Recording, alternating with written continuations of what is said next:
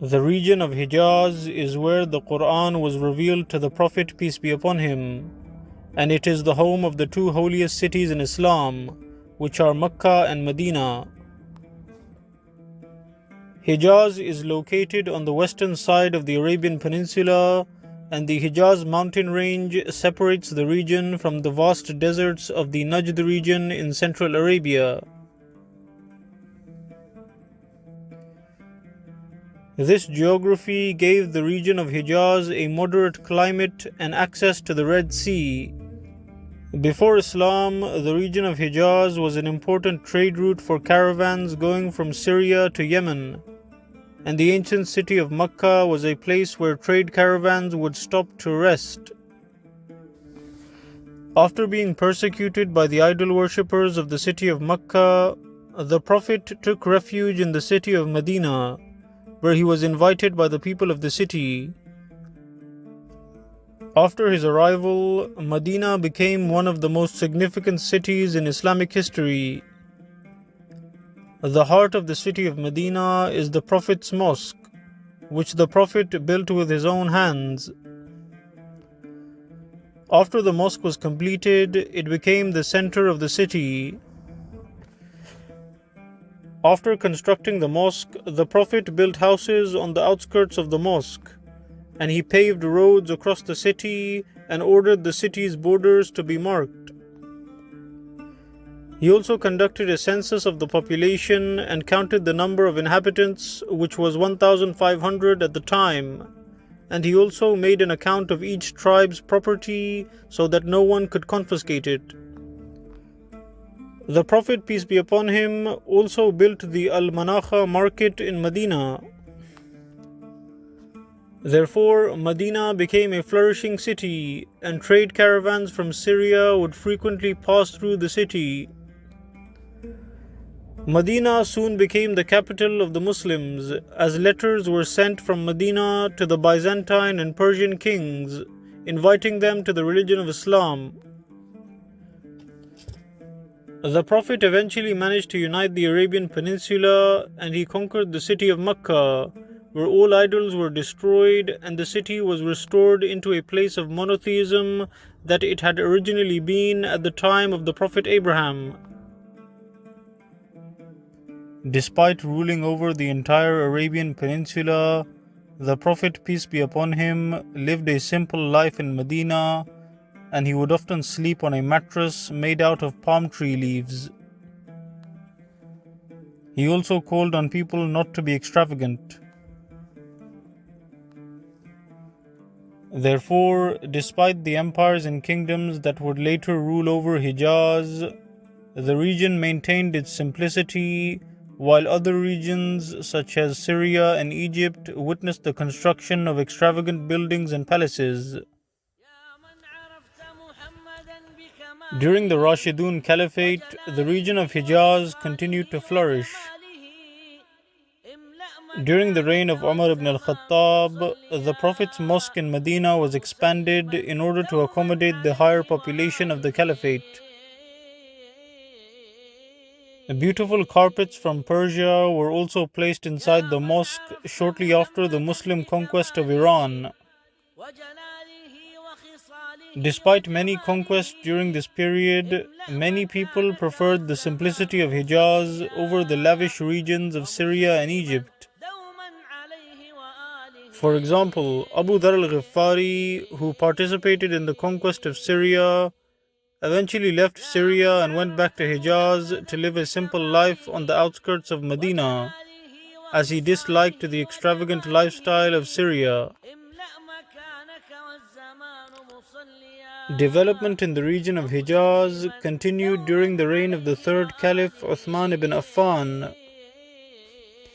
Uthman ibn Affan further expanded the Prophet's mosque, and the size of the mosque reached above 4,000 square meters.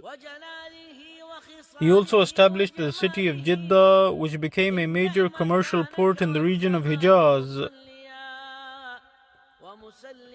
As a result, huge wealth began to flow into the region of Hejaz, and living conditions improved. After the collapse of the Rashidun Caliphate, the Umayyad dynasty took control of the Muslim world and changed the capital of the caliphate from Medina to Damascus. At the beginning of the Umayyad dynasty, the Umayyads neglected the region of Hejaz and focused their efforts on constructing extravagant buildings and palaces in their new capital city of Damascus. Although Medina was no longer the capital of the caliphate, the caliphs would still frequently visit the region in order to perform the pilgrimage of Hajj. However, the most influential people in Medina during this period were the descendants of the Prophet's companions and his family. One of these people was Zayn al-Abidin, who was an influential scholar and reformer in Medina.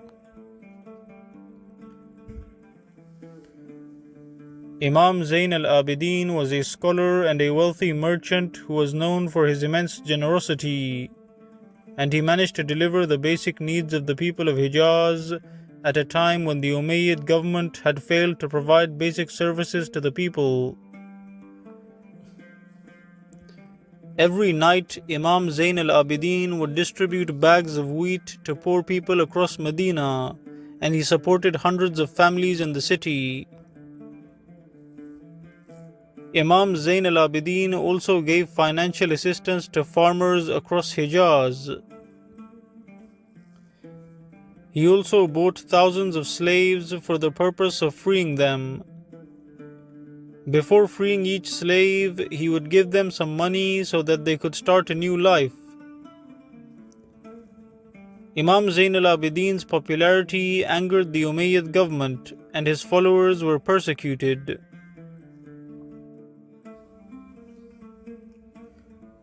Further proof of the weakness of Umayyad rule in Hejaz was that on one occasion, an Umayyad prince known as Hisham ibn Abdul Malik came from Syria to Hejaz in order to perform the pilgrimage of Hajj.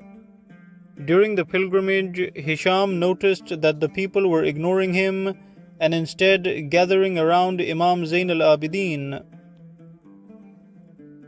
Prince Hisham then asked the people who this man was. In response to this, the Arab poet known as Al-Farazdaq al-Tamimi, who was attending Hajj at the time, responded to the prince and recited the following poem in praise of Imam Zayn al-Abidin. All the Arabs and non-Arabs recognize him whom you deny. He is the carrier of the burdens of the people when they are oppressed.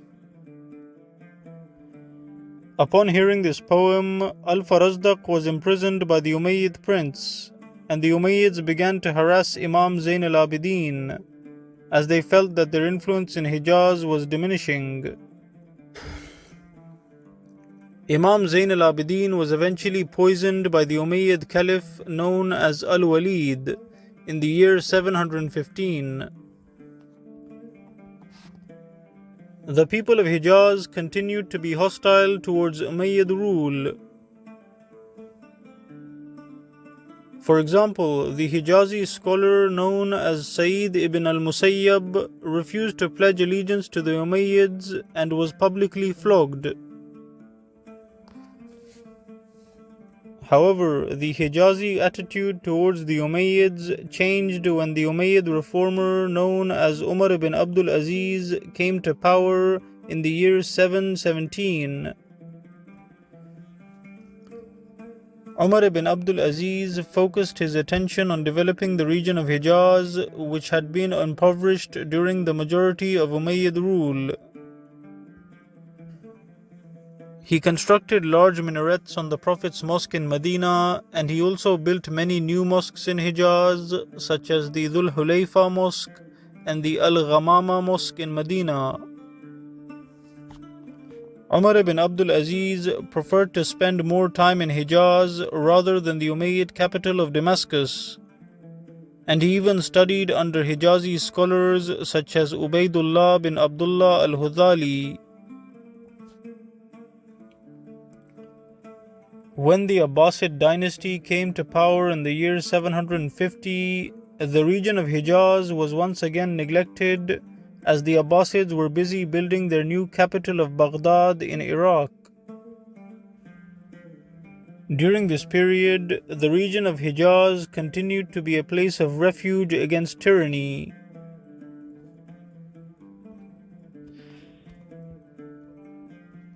The Islamic scholar known as Sufyan al-Thawri, who was sentenced to death by the Abbasid government, fled Iraq and took refuge in Hejaz, where he was pursued by the Abbasid forces. However, he managed to hide himself behind the covers of the Kaaba and managed to escape execution.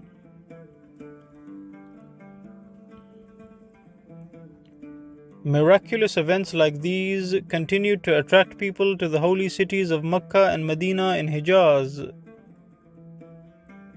Many scholars during this period preferred to stay in Hejaz despite the poor economic conditions in the region compared to the prosperous city of Baghdad. For example, the scholar known as Imam Malik bin Anas refused to leave Medina despite being invited to Baghdad by the Abbasid Caliph Harun al-Rashid.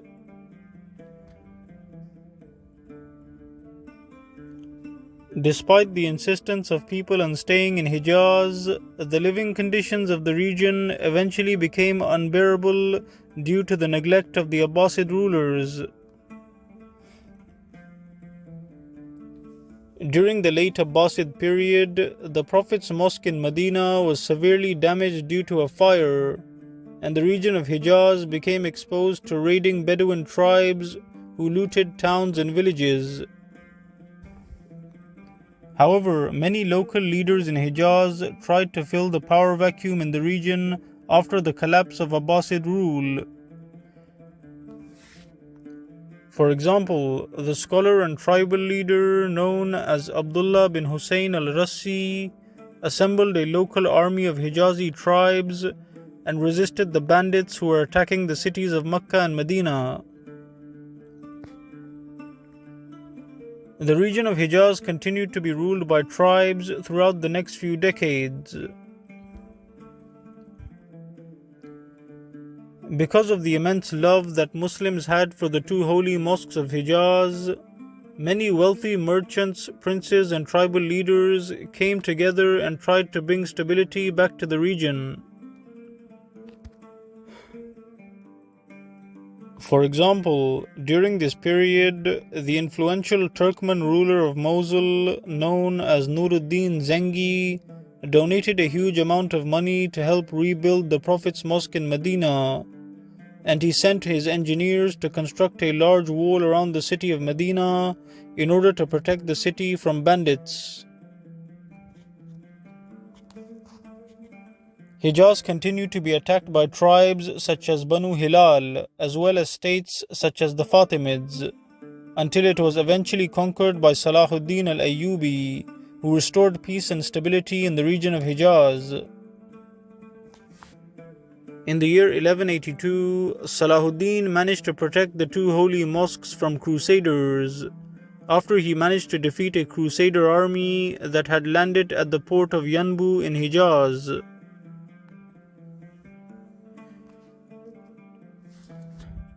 After the fall of Salahuddin's empire, the Mamluks took control of Hejaz.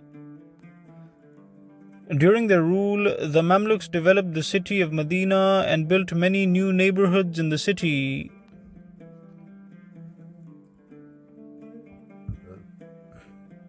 However, towards the end of the reign of the Mamluk dynasty, Hejaz was neglected by the Mamluks as they were busy with civil wars in Egypt. Therefore, during this period, Hejaz once again fell into poverty. During this period, a wealthy tribal leader known as Muqrin bin Zamil, who was the leader of the Bani Khalid tribe, frequently visited the cities of Mecca and Medina and conducted charitable works throughout the region of Hejaz.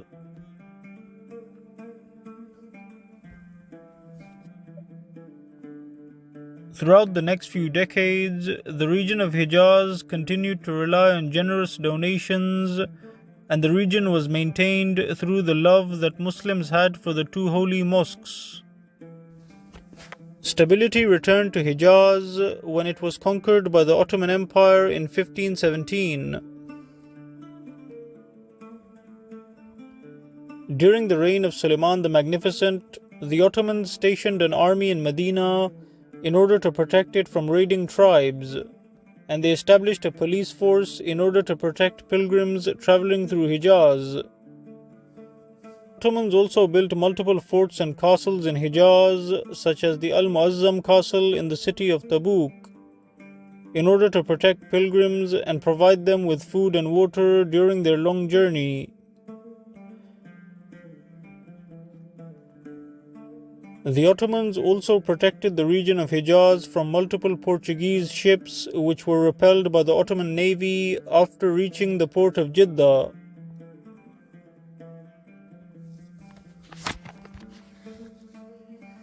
During the reign of Sultan Abdul Majid, the Prophet's mosque in Medina was expanded and scholars in Medina were given financial assistance from the Ottoman government. As a result, Hejaz produced great scholars such as Ahmed Zaini Dahlan, who wrote biographies of the Prophet and the rightly guided caliphs.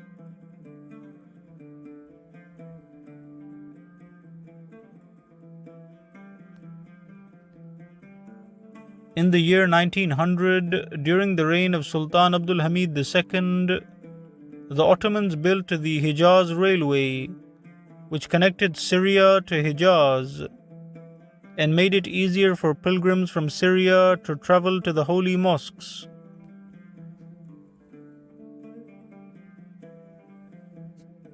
Ottoman rule in Hejaz began to collapse in 1909 when Sultan Abdul Hamid was overthrown in a military coup and replaced by a nationalist Ottoman government that favored Turks over Arabs.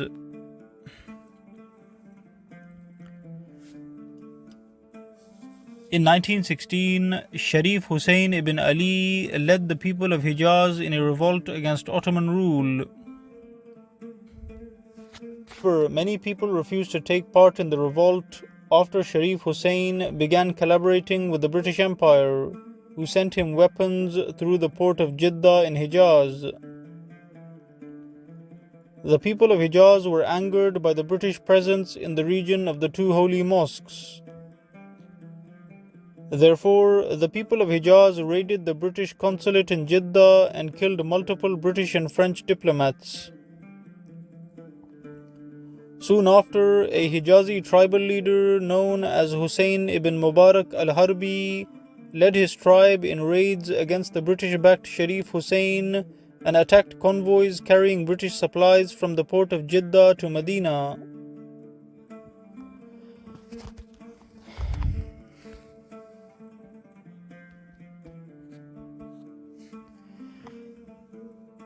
However, all opposition to Sharif Hussein was eventually suppressed, and with British support, he managed to establish his own state known as the Kingdom of Hejaz. This kingdom did not last long, as it was eventually conquered by Ibn Saud, who united Hejaz with other regions of the Arabian Peninsula and established the Kingdom of Saudi Arabia. During Saudi rule, Hejaz became stable once again, and during the reign of King Faisal, the Prophet's mosque in Medina was expanded until it became 35,000 square meters in size. The two holy mosques in the region of Hejaz continued to be visited by millions of Muslims from around the world every year.